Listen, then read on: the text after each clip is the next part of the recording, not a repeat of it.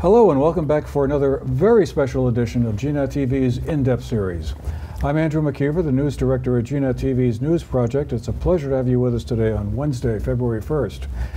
Needless to say, it is also a great pleasure to have this highly distinguished panel of folks assembled here today in our studio.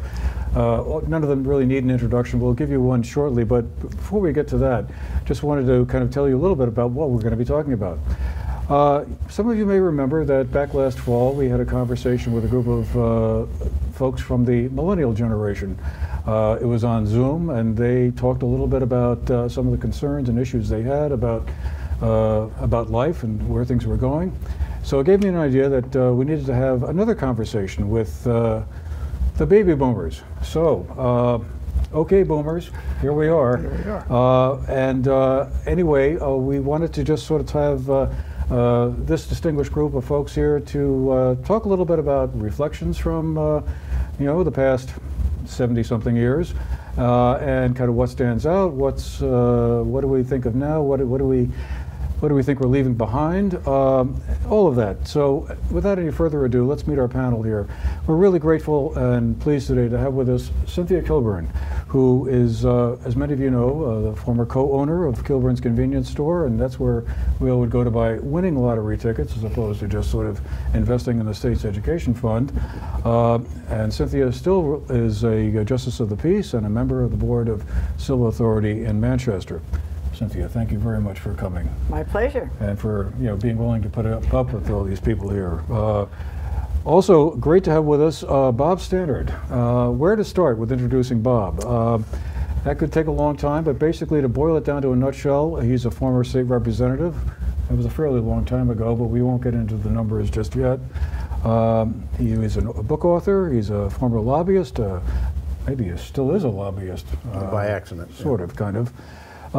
Probably best known as a musician, a harmonica player with, what's that band again? Dangerous Bluesmen? That's Bob Stannard and those Dangerous Bluesmen. Okay, yeah. There we are. And still a political columnist and also lives in Manchester. Former host of a TV show here on GNAT-TV. That's correct. See, we could go on for a long time. I should be over there. What the heck am I doing? We can trade places halfway. Let's hope so. I recommend we do. That might not be a bad idea. Yeah. You get the way this may be going here. Anyway, also great to have with us today Lee Romano, who is a former magazine publisher. He published Stratton magazine for many years.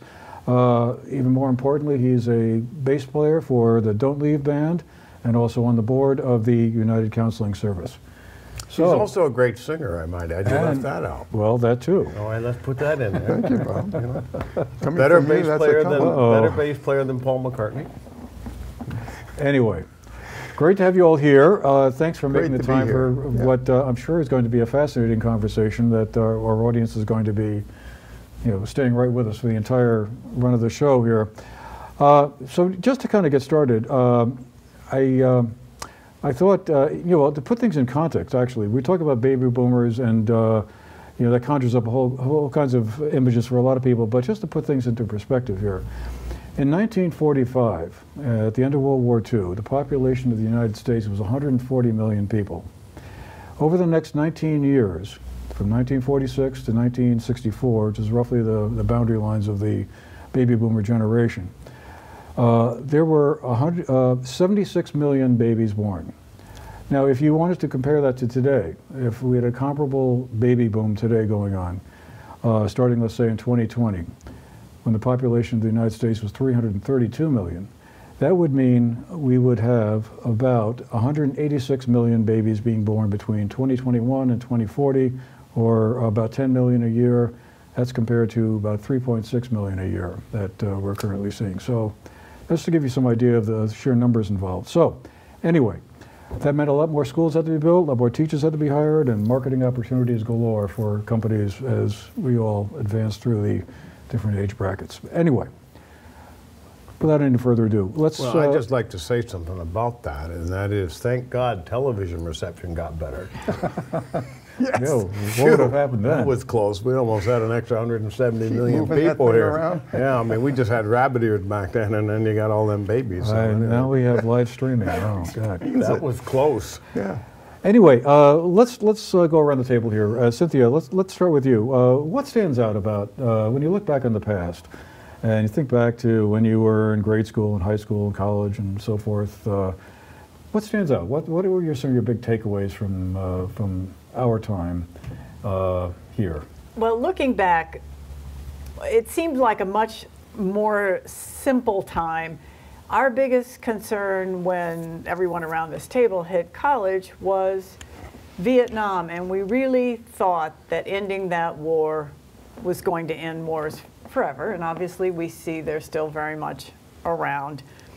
A big difference in our sense of innocence, I think, is that we didn't have the internet. We weren't constantly connected with cell phones, and that is a huge difference in the way you view the world and the sense of connectivity.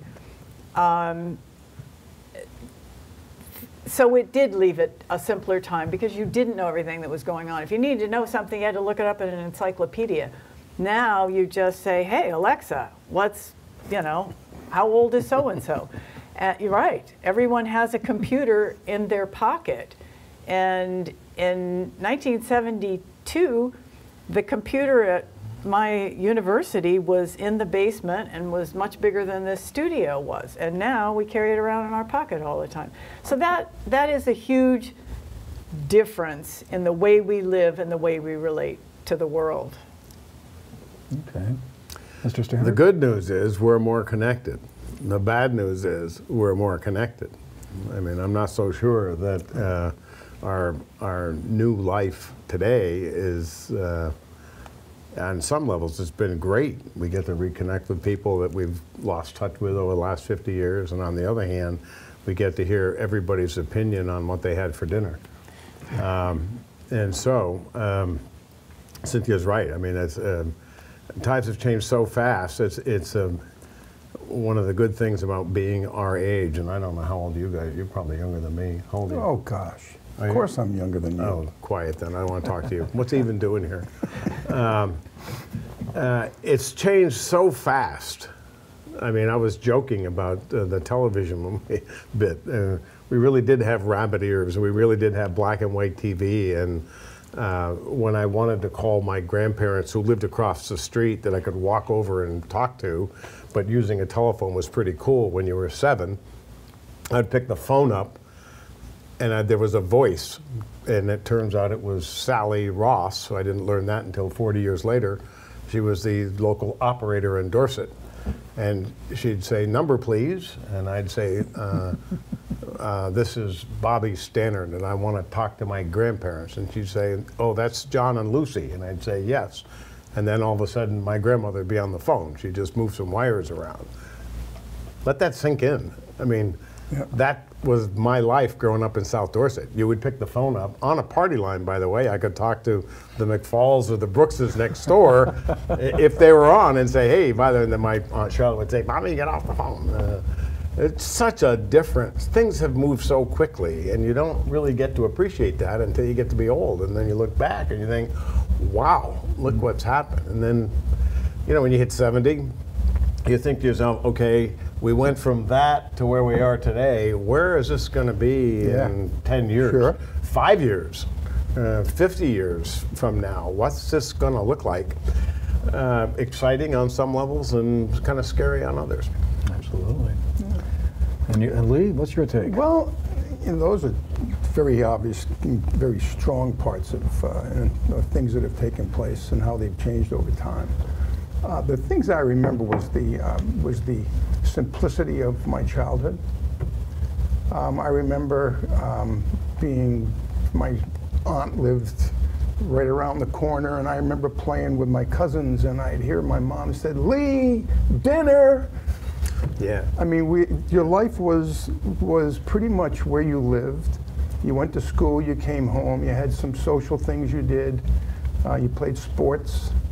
And then I think that's maybe similar to the way kids experience life these days, but just the general life and how we lived, it seemed to be much more simple, a lot less dangerous. And I think relative to what our kids are going through and the risk they take when they go online and they overshare, it's just a frightening thought. And so there's a little more defensive posture these days than there were back then, which I think affects just how you live and the joy you get out of the moment. Sometimes I think is affected by the complication and the fear of the unknown, which I think the internet and the globalization of the world have all contributed to that sense of danger.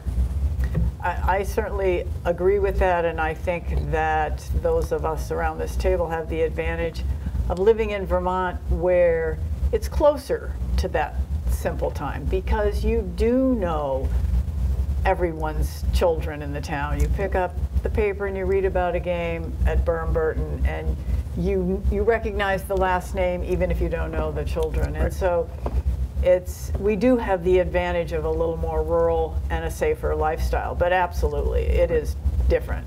Your mother wouldn't have been calling out, she would have sent you a text. That's right. Which I wouldn't have gotten for some reason. So let's get your head around this. I was born in '51. By 1961, I was 10 years old. When I was 10 years old, I would say to my mom, I'm going to hike up Owl's Head today. I grew up in South Dorset, right across the street from Owl's Head. And her response was, dinner's at 4:30, be home by 4:30. And I would walk across the street and walk through the woods up to Owl's Head, hang out. If I had a little energy, I'd climb up Green Peak. And I didn't have a watch. I just kind of had to have an instinct of when it was getting towards late in the day. And I darn well better be home by 4:30 or I was in huge trouble with my mother. But I'd be gone all day long. And all my mom knew was, well, he's up there. He's up there. And there's nothing to worry about. And there's nothing to worry about. There's no ticks. Nothing to worry about. Ticks are new, by the way. Ticks are new in my lifetime. There were no ticks here in the woods. Right. And at the time, that didn't seem very significant.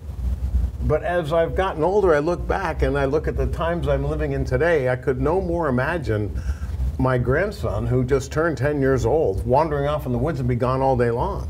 Right. Wouldn't we be like totally freaked out at where he is and what he's doing? Tell me exactly where you are and when you're leaving. And when you're leaving and when you're going to be home, and can I text you and can I stay in touch? We weren't in touch with anybody, and it was safe and it was no big deal. Well, it was really a sense of freedom. I think that might be a place to morph to here, is that we had a sense of freedom that is, the kids coming up behind us are being deprived of that feeling and that sensation. Right. Well, to build on that, I think back to my own childhood when I was living in Yonkers, New York, which is a far cry from Manchester. And it was back in the 50s, too. It was Were there more than 650 people? The end of our block was the start of Van Cortlandt Park in the Bronx, and we were in the suburbs. But me and my friends would get on our bikes in the morning, we'd ride around all over the place. Same thing. Mom would say, be home by 5 o'clock. And we would just, go here, we'd go there. Nobody would know where we were. We'd go into the woods. And the other thing I remember also is, baseball was a huge thing for us, and we used to play at the end of the block, and we'd play stickball or whatever. And we'd make up our own rules, Second base would be the sewer at the end of the street or something like that. And I don't get the impression nowadays that a lot of kids seem to do that. I mean, now it's all very structured, you go into a little league team or something like that. But I don't see kids playing at the end of the street or in a field, just making up a game and making up your own rules. Kids are on their screens. On their screens. There's some of them that are at the skateboard park, but Mom is usually sitting there on one of the benches. Well, we're lucky to have those facilities. Oh, thank God. Yes, we are. Absolutely, we are. That was a huge thing to have done for this town. The rec park is a huge asset. A huge asset. And it was, like everything else, it wasn't without controversy. And the rink's another one. Right, absolutely. Yeah. No, we're very lucky in this community. Yeah. And we do have a safe town, but that isn't true everywhere else. Yeah, we're extraordinarily lucky that we've made it this far and we're still in pretty good shape. Right. It's different.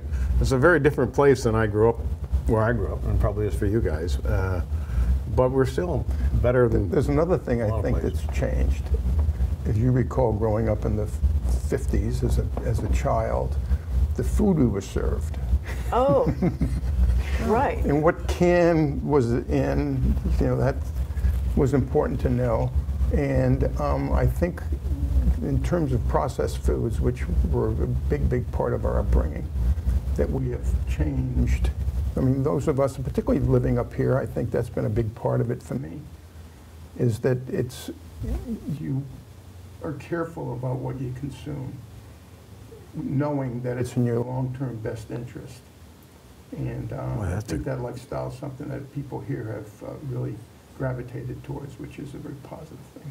That's a great point, and it just jogged my brain. I mean, we got our milk delivered by Wilcox. They delivered your milk. Right. You'd saved your glass bottles and put them in a wire cage, Right. and they would take the Pick 'em up the empties next time. and bring you full bottles. Right. Our waste stream was not quite non-existent, but ridiculously small.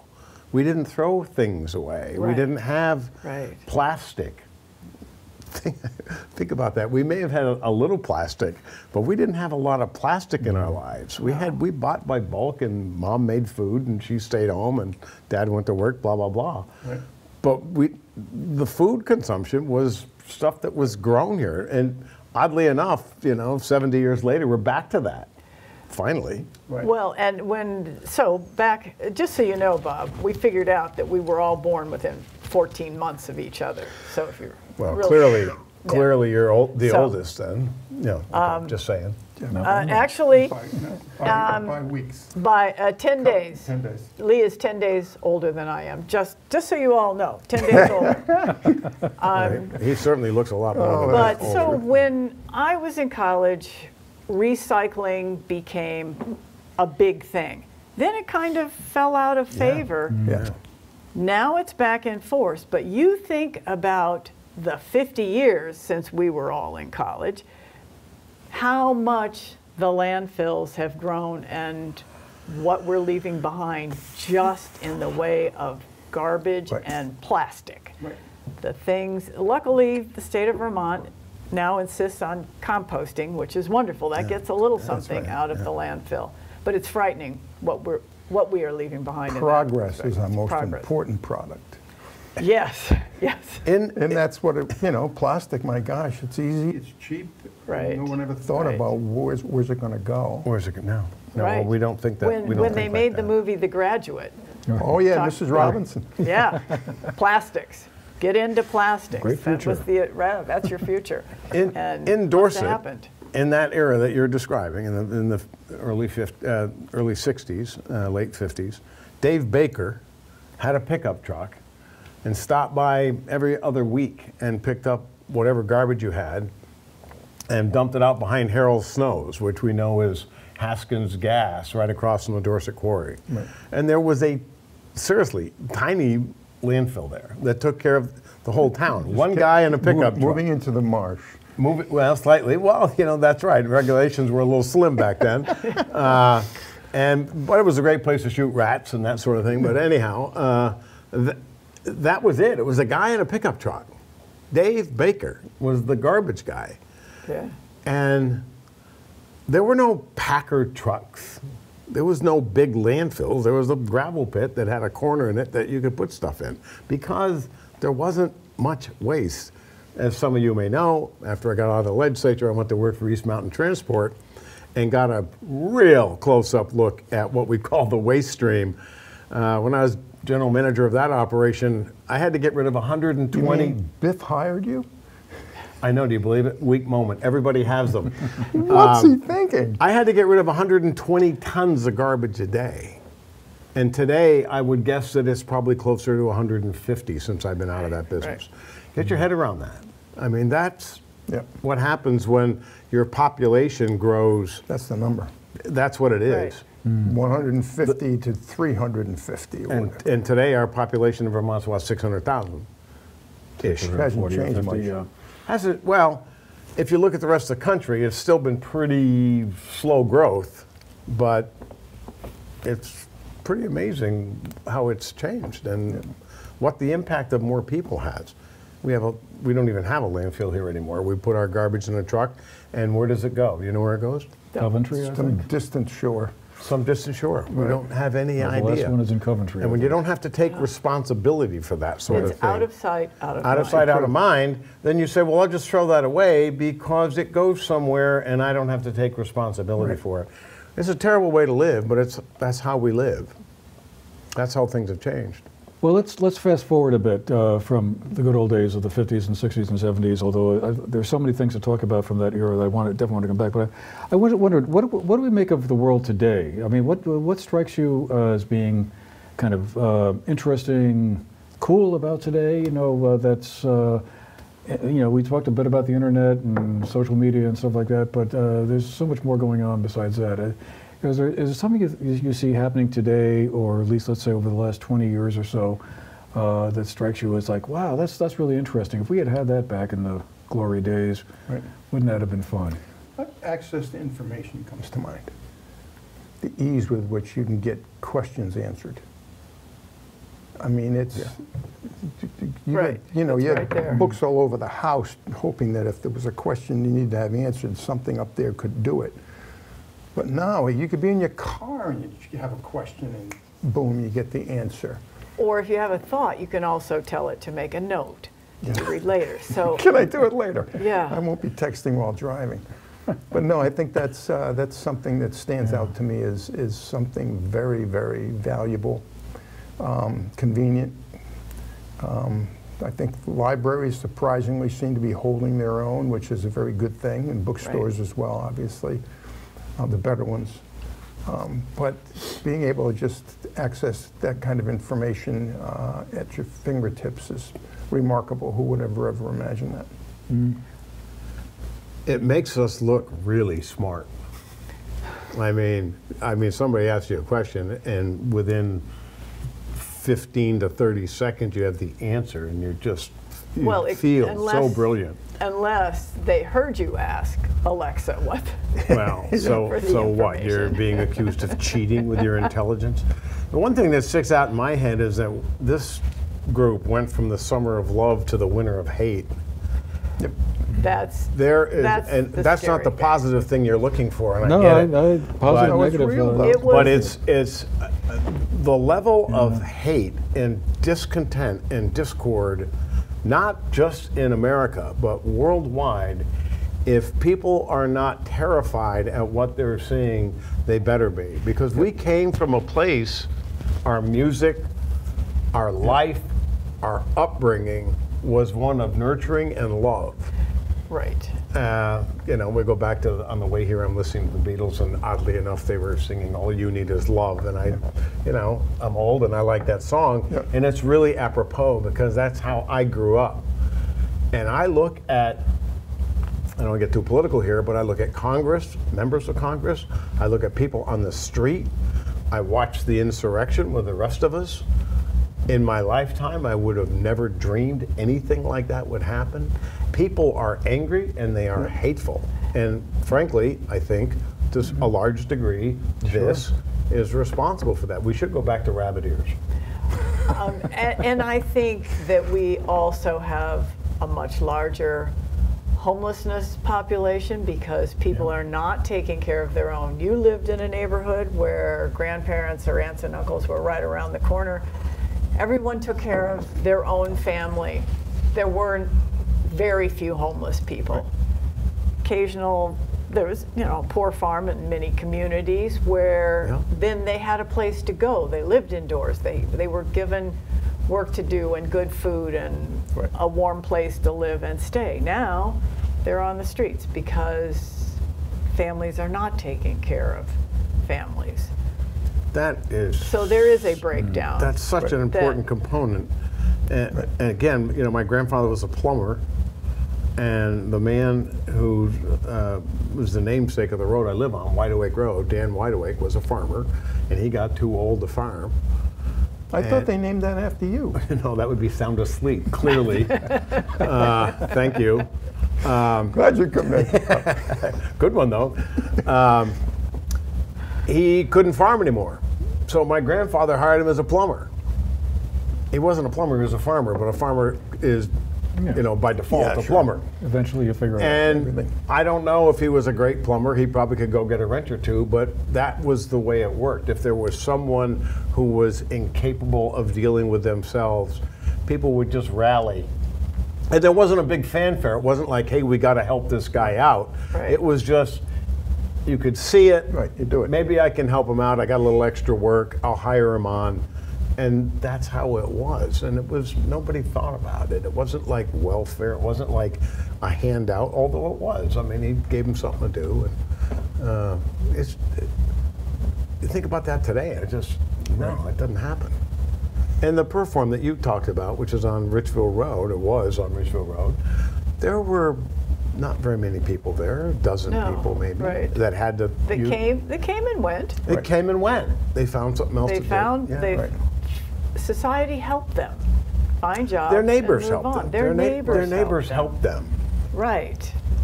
And although this has on some level brought us closer together, we're still not taking care of each other like we were. We don't do that anymore, and we should do more of that. Frankly, we really should do more of that.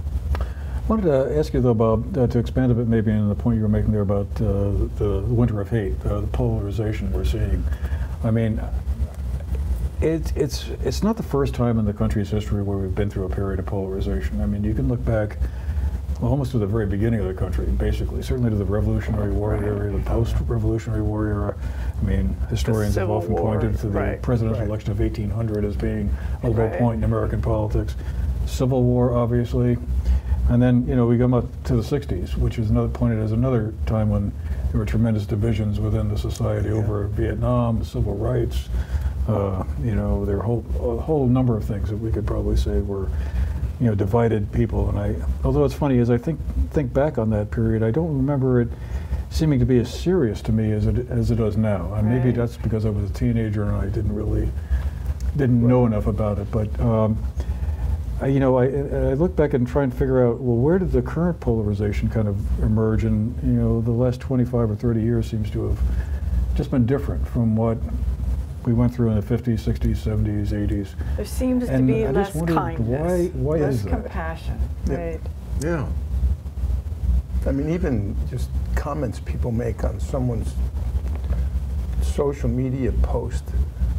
Where are they coming from to say such evil things? They're so vitriolic.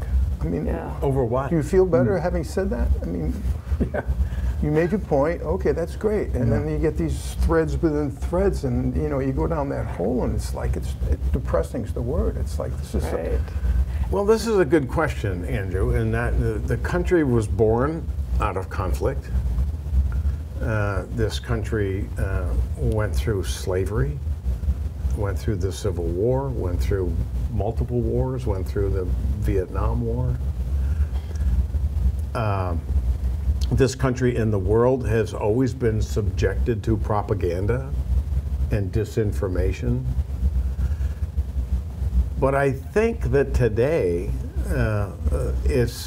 and maybe it's because there's more people, it all seems exponential to me, that there's much more disinformation out there. There's much more propaganda out there. Right. And again, I do think it comes from this little machine, which is a very valuable tool. And the globalization. And the globalization, we're so, I mean, I'm connected to people in Italy and France and Germany that I'd never dreamed that I would be. And I constantly ask them what's going on over there as far as disinformation.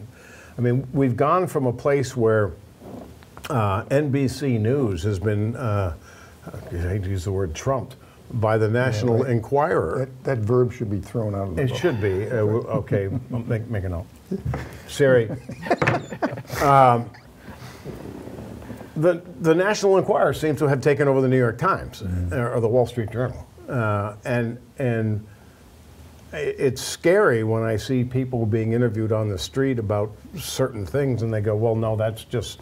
You know, the misinformation. The misinformation that people are so eager to buy into, and the harm that does to our society today. I mean, seriously, once the Vietnam War came to an end, I really thought we were on easy street and life's going to be happily ever after, and you know, summer of love is going to continue. They eliminated the draft, so those those were big things. Yeah, they were huge. They were huge things, but I mean, I guess on many levels they did get better, but there's a percolation that I'm finding at my age to be very disconcerting. I'm sort of glad I am where I am because, you know, you come to a point where you realize your days are numbered, and, you know, making an exit out of this morass that we are leaving for the people coming up behind us. Right. We were talking about that earlier. Just fast forwarding 25, 30, 40 years for our kids and grandkids, what's it going to look like? I can't imagine. I mean, I'm sure looking back, that our grandparents they've gone through the same thing. And fingers crossed, it's going to work out that way, and that they will be fine, and these things will work their way out. Yeah. But with the hatred out there now, and if nothing can get done in Washington because everybody's determined that you're the enemy instead of let's get together and because we're here for the people, so let's get together and actually do something, versus we're here to see to it that it's a one-termer. That's our goal right now, is to see that you're done after 4 years. Yeah. And if that's the focus, where's the production? And I'd like to think that's going to change, but it's going to take a pretty big wave, I think, to wash that away. For the younger viewers, my parents were apoplectic about Elvis. Greta Thunberg is apoplectic about our planet burning up. Right. Yes, right. I think that's kind of a major shift in the world. Mm-hmm. Right. I mean, when the Beatles were on Ed Sullivan's show, when I was, whatever I was, 12, 13 years old. And other than the long hair, the fact that he made it onto Ed Sullivan, which all of our fathers watched without fail every Sunday. And they were like, this is the end. Followed by Father Knows Best. Yes. Not chauvinistic at all. I mean, I'm sure that my parents looked at that and said, this is the end of the world. This is the end of the world. Little did they know that wasn't the end of the world, but now we're actually, because of our lifestyle, we're saying to ourselves, gee, you know, maybe that end of the world thing is something to be starting to take seriously. Well, so these grandparents of ours, I luckily have the journals that my grandmother kept. Oh, nice. And oh, wonderful. When her husband, my grandfather, decided to leave the family farm and move to the city, because he had 5 children and there were 5 universities in the town, and he thought that was going to be his best shot to get his kids educated, he decided to go into that newfangled thing called refrigeration that my grandmother wrote in her diary. This is going nowhere. People will always have icebox. He's throwing our financial security away. I just can't talk him out of it. Oh, that's priceless. And that's, you know, on the, and then another improvement, though, is that the day my grandmother got married, she had to give up her job as a teacher because women could not be married and still teach. Only unmarried women taught. And that's sometime prior, that would have been in like the late or mid, like 1915 roughly, that she had to quit that job when she got married. Mm-hmm. We don't, you know, women can go to work now even if they're married. Right. I can see, Bob, that you think it's a bad idea, but go ahead.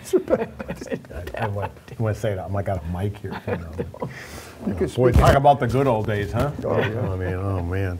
Can you imagine that? Home-cooked I mean, meals can you and imagine you have to quit your job because you got married? Right. Good Lord. Moderator, can you move it along, please? That's what I was going to say. Well, so there's some good things, you know, I think we can take some kind of, I won't say credit for, but at least, you know, help steward through that, you know, things like that. I think, you know, well, unfortunately, tragically, and I never would have thought this back in 1960, whatever, we still have so much more progress to go on racial questions and civil rights issues. You know, we're seeing an example of that in Tennessee right now. Yeah, today. We speak.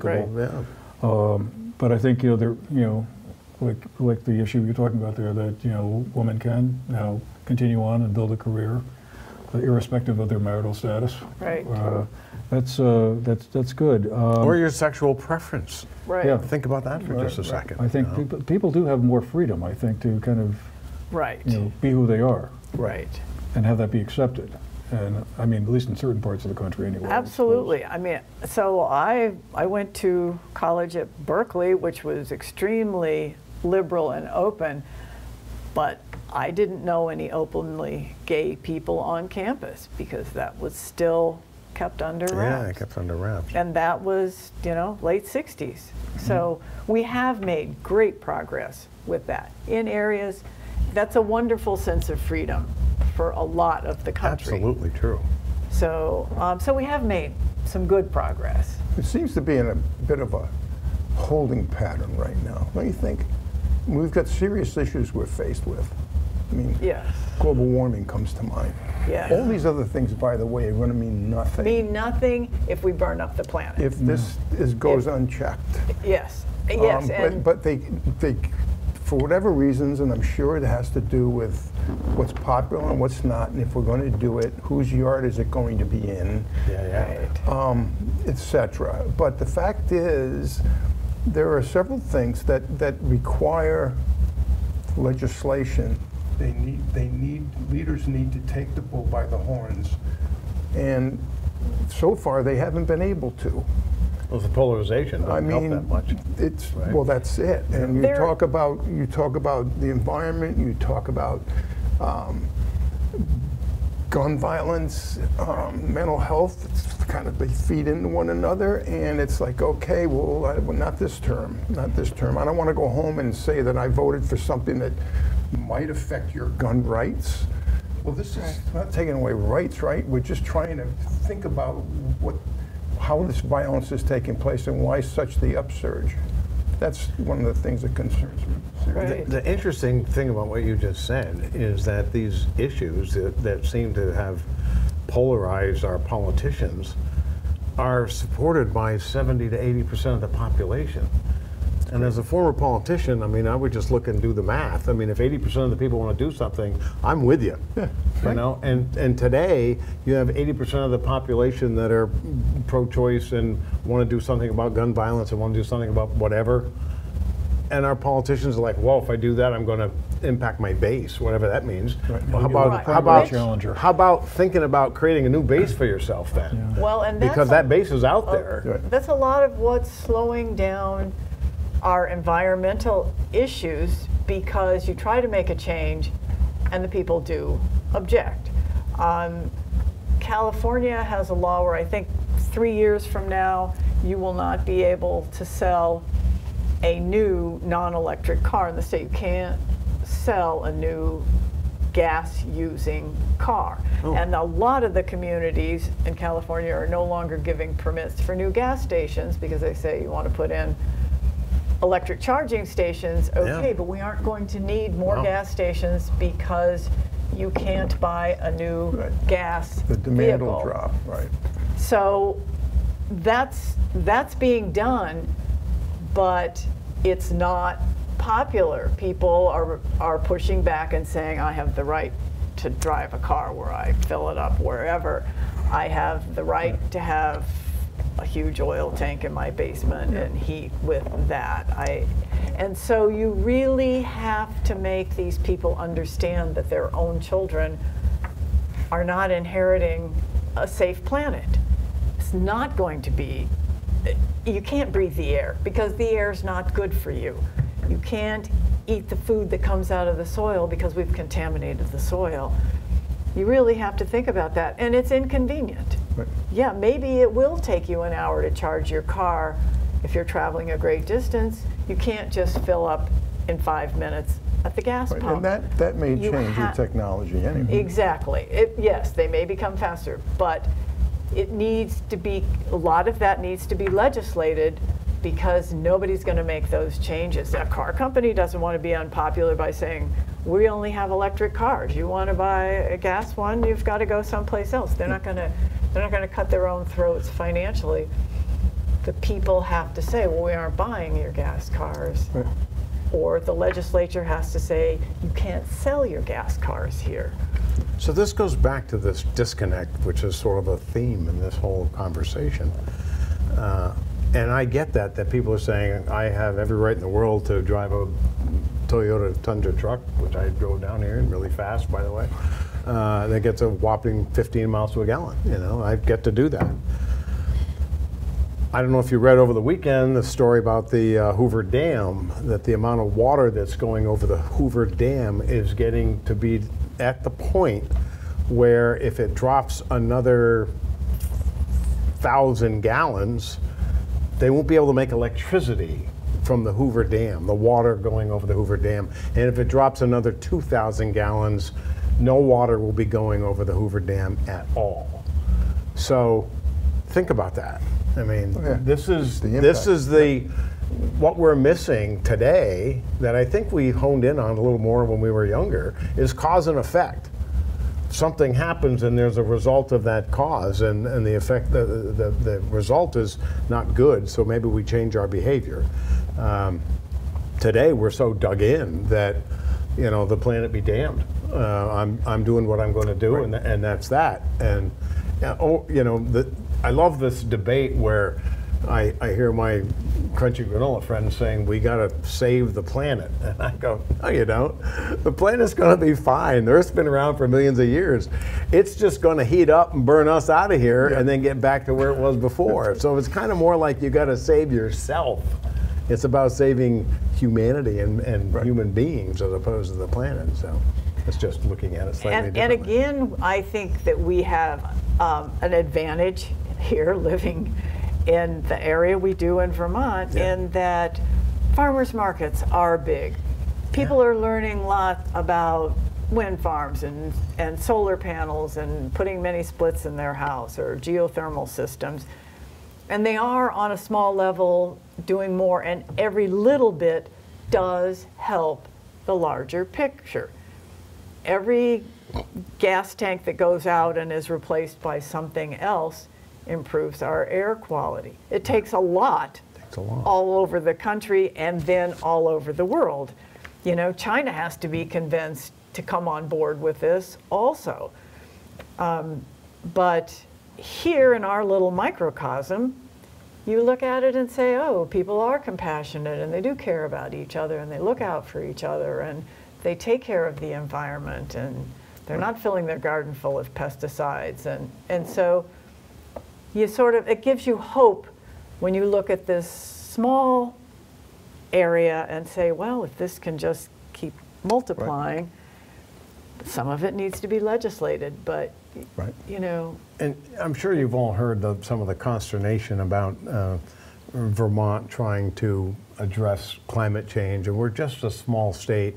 What difference is this going to make if Vermont does this? This is ridiculous that we're even talking about it. And I go back to my garbage days, and I think, okay, if Lee says to me, Bob, what difference does it make if I recycle my tin can? And I say, well, in the great scope of things, not much. But if you do it, and 10 million other people do it, it has a profound impact. But you know what? You got to start doing it, and you got to start telling your friends you're doing it, because how do you build that critical mass where you're starting to make a difference? And that is such a theme of my life. If I look back at as soon as the Beatles shed their Nehru suits and let their hair grow, and we ended up with this culture of hippies that were of enormous threat to our parents, and our grandparents just couldn't get their head around it. There's a great book, by the way. Read this book by Yvonne Daly, Going Up the Country. Have you read it? Have you seen it? Get the book and read it. It's terrific. I mean, I lived here, and I was aware of young hippies that were moving to Vermont and starting these communes, but it didn't really register that much until I realized how many, by reading her book, how many people moved here to get away from it all, and the impact that they've had on the state of Vermont today. And people have said over the years to me, and probably to you folks, is how come Vermont's so different than New Hampshire or New York? We had an influx of people that came here that wanted to start a different life, live off the land, and all that idealistic gobbledygook, which was moderately successful, maybe not. But by reading her book, you will see names in there that you know of people that got involved in the local select boards, that got elected to the legislature, that got involved in political administrations over time, and the impact that the people that came here with a mindset of doing things differently, it's still resonating today. We don't even think about it. We just say, boy, Vermont's such a blue state. It's such a different state. Why is that? It's because of this influx of people that came here and really got involved and really did make a difference. Has it changed the world? No, but it sure changed Vermont. But they've done a couple things in Vermont that have changed the country, in my opinion. This is the first state that had first civil unions and then gay marriage. And as a justice of the peace, I saw a lot of those weddings happening. People flowed into this state. It was, as far as tourism goes, it was a brilliant idea. But people said to me, why did Vermont choose to go down this path when they were the only ones that did? Yeah. They were able to stand up for rights, human rights, and say, of course, this has to be legal. And our legislature did it. It didn't need all the people. They were able to do it on their own. And I always said it's because the state is liberal enough to say, you didn't pick my mate for me. Why am I picking your mate for you? Do what you want. Personal freedom. And yet now everyone completely accepts it. It's legal in every state in the country. Somebody had to get the ball rolling, and little tiny Vermont did it and had a huge impact that has a big effect still today on every state in the country. And I would go back to the quote hippie movement and the people that came here that paved that road for that. Yes. You were one of them. Yeah. Yeah. Right. That paved that road for that incredible piece of legislation to happen. Right. And I'll tell you, I mean, I spent most of my life in that building, and I was there the day that passed, and I've never seen more emotion in my life than that bill when that bill passed. It was, everybody was crying. It was just an amazing day. Yes. But you have to look at, these things don't happen in a vacuum. These things all happen for a reason, and I think the reason was this influx of people that came here in the 60s that just lived out in the woods in tents, and the Vermonters kind of like, gee, what the hell is that guy doing out there? And he's going to freeze to death out there. And they found out that these people were willing to work and participate, and they integrated, and then all of a sudden they became very influential in our government. And this made all the difference. And so when people say, how come Vermont was the first state? If you study that era, it's like, well, it's no surprise. It should come as no surprise. They're open-minded, right? We're very open-minded and you know, fiscally conservative, socially very liberal. Right. So we have a few minutes left. That's too bad. We need another hour, I know. clearly. Can you reschedule this, please? Well, we can have a part two if this was way more. I mean, we only got through about 3 or 4 of my questions here, you know. So there's plenty more ammunition left to go. There's a point being made there. You know, all right, I'm all done. I've said everything I can. No, you haven't. That's probably true. I just thought before we have to run, we should maybe just talk a little bit more about kind of the legacy issues. I mean, we touched upon it a little bit in the course of this, you know, climate change and stuff. But I guess, you know, I find myself thinking a lot about, you know, well, what is the world we're leaving behind? I mean, I got a sense of that when we had the millennials conversation. I mean, some of their concerns were, you know, I'll never be able to make enough money to buy a house. You know, when am I going to be able to start a family? When am I going to pay off my college loan debt? You know, there were a lot of really hard questions that they had, and you know, I look ahead, and you know, and I find myself thinking, you know, we're at the kind of at the one end of the spectrum here, or approaching it anyway. I'm going to get too dramatic here, but we are benefiting from the fact that there are still a large number of working people out there in the working world to pay into the Social Security, and you know, but what happens if those people don't have as many kids? And when they retire, there's going to be a much smaller pool of working people paying into Social Security and Medicare. I mean, that's one thing I find myself wondering about.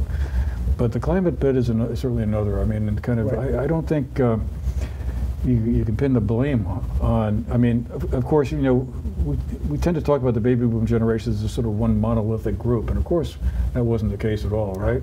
And I think back to the Vietnam era, and probably everyone thought, oh my God, all those kids are out demonstrating and marching. But the reality was that a minority of people were doing that, all right? And probably the majority of people in our age group were, they wanted to kind of follow in our parents' footsteps, Sure. right? Get a job, you know, move ahead, buy a house, start a family, da-da-da. Marching against the war wasn't kind of on the radar. But I just wonder, you know, to what extent are we leaving behind issues that need to be cleaned up, for lack of a better term, by the Gen Xers and the millennials and the Gen Z people that are the very things we talked about, right? The environment and social justice and the haves versus the have-nots, and how that gets to a balance that, like we grew up with, where there was in fact a middle class and they could have a home and they could send their kids to college, and maybe the kids were working at college, but the number was such that it was manageable. And now it's like, I feel badly for the poor people who had to take loans out to finish school, because you better, you know, deal with the challenges of getting on with your life, and then you've got this burden you have to deal with. But I think there are the key things that we've been talking about are things that aren't going to get solved overnight, and they're going to. The hope is that that generation, those generations, Gen X and millennials in particular, will be in a better position to affect change than I would say we have been able to on a national level, in terms of the hot button issues which everyone agrees, and the ridiculous divide in Washington. I mean, if that doesn't get solved, then there won't be any legislation, because if one party wants it, the other one doesn't, just because. Just because. For no other reason. No other reason than they want. It's about power and control, and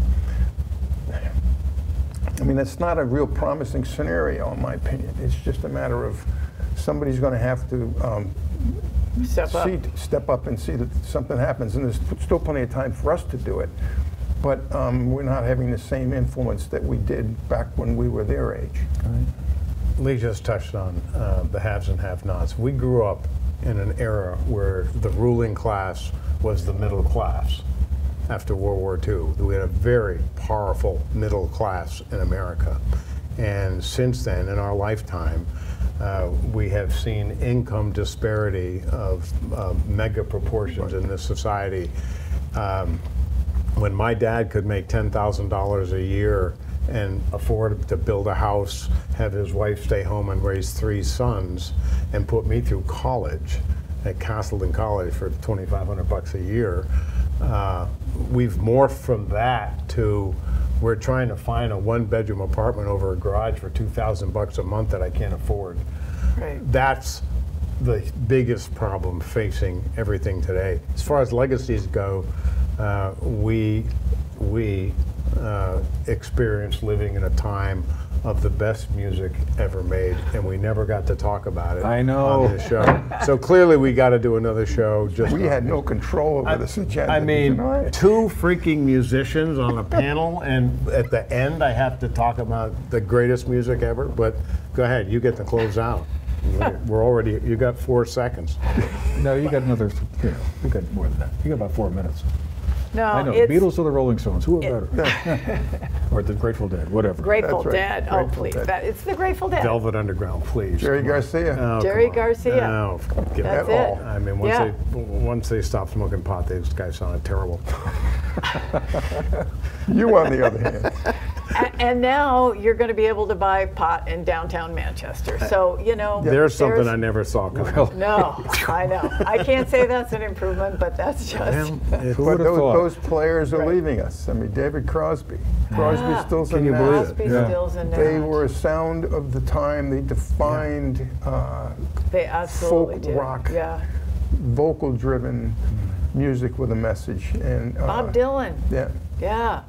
Yeah, they're all leaving us, Cass. Yeah, I mean, that's I that's know. the tragedy. Joan Baez, all of but that. I mean, looking back, I mean, you talk about legacies. I look back at that and I just think to myself, wow, how lucky was I that I was born in '51 and got to 50 would have been way better. got to 50 turn would be on better. an You were You know, slow, nothing. slow to the party once again. Once again. got to turn on an AM radio and listen to the Who. Yeah. Okay. Talking about my generation. That's Talking right. about my generation. Right. Very nice. On an AM radio. That's I a mean, great ending, right? Yeah. Young people watching this are going, what the hell is he talking about, AM radio? Radio, they're talking. Yeah, what's a radio? I mean, if it's not on an MP3. That's, if I look back at my life, the greatest gift was that I was here during that era of just explosive, meaningful. You could understand the lyrics. You could understand and the lyrics. They were kind They were lyrics. kind, but they were, you know, listen, there were some pretty poignant points being made in the I thought music. you were going to say the best experience was playing with Pure and Simple. Well, there's that. I mean, I was kind of saving that for last, you know, yeah, of course. We got you started. That then. was the any final line. chance, there's got to be another show here coming, please. Think about We that. know, yeah. What time do you think You you'll get be 3 here, votes Bob? for that. I'll be late for that show, I'm sure. Well, Yes. we can do that. Yeah. No reason why not. But anyway, Cynthia, I think you were being rudely interrupted there by Bob. No, did you I get think- to say everything you wanted to say? Yes, I think, you know, that my feeling is Are you sure kindness now? needs to come in. To kindness, Bob. Kindness. Compassion, sharing. And good sense of listening. Yeah. Are they working? No, no, they're just for effect. You're right, Lee. Listening. That is key. listening to other people with compassion Oh, is thank you. what we really need. That's a lost art. Thank you. Right, along lost with art. recycling and all of Yeah, that. all the other stuff. All Boy, the other that's stuff. that's really But it. listening. That's it, Cynthia. That really is. Listen to what the other side's saying. Boy, we're just getting warmed up here, I think. I can't believe this is only a 3-hour show. Well, to some I'd folks slept- listening out there, it might If seem I'd known, I would have slept a little longer, to be Well, honest with you. Anyway, we'll make sure you're here on time next time, Bob. Yeah. Anyway, good luck, well- good luck with that. I guess we're going to have to leave it there Yeah. for now, but maybe there's more to come. This Because has we been still great, have Andrew. the deep dive into the music rap, and I want to hear what you both think about hip hop and rap and what's going on now, because I That'll be a find it very somewhat long show. incomprehensible, Yeah. and I don't really get it at all. I mean, my music evolution stopped somewhere around 1990, I think. Just hold Bruce this thought. Springsteen. Think about what our parents thought of Elvis. I know. I find myself thinking, boy, I'm sounding like my father. I know. That's a scary place It to is be. a scary thought. It really But anyway. is. Yeah. Thank you for doing this, Hey, by that the way. was This great. was This was actually great. more fun than I thought it was Appreciate going to being be. included. Yeah, all right. It's great. Well, again, we're going to have to leave it there for now, but, looks like we might be coming back for round 2 here at some point, so fasten your seatbelts. Anyway, once again, thanks to Lee Romano, Bob Stannard, Cynthia Kilburn for being with us today to kind of take us back into a deep dive into the past, and who knows, maybe the future as well. And thank you for being with us and sharing part of your day with us, and we hope to see you again soon. Meanwhile, have a great day. Peace. Thank you. Peace. Peace.